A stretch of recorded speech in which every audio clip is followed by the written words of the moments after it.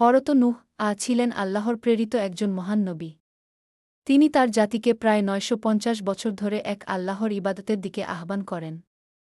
তিনি মানুষকে মূর্তিপূজা ছেড়ে সত্য ও ন্যায়ের পথে চলার শিক্ষা দেন।